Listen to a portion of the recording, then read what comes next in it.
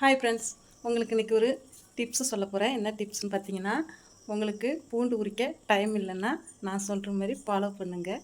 சூப்பராக ஈஸியாக வேலை முடிஞ்சிடும். ஓகே, வாங்க பார்க்கலாம்.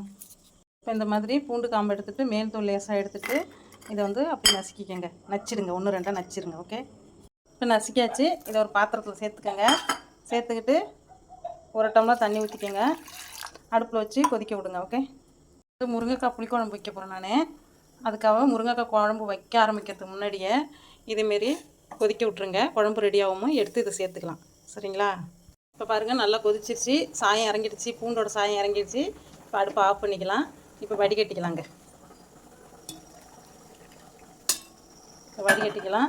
எப்படினாலும் குழம்புக்கு தேவையான தண்ணி ஊற்ற தான் போகிறோம். அதுக்காக இவ்வளோ தண்ணி குறைச்சே வச்சுக்கோங்க குழம்புக்கு. பாருங்கள், தண்ணி குழம்புக்கு அளவாக எடுத்துக்கிட்டு இப்போ இந்த தண்ணியை சேர்த்துடலாம்.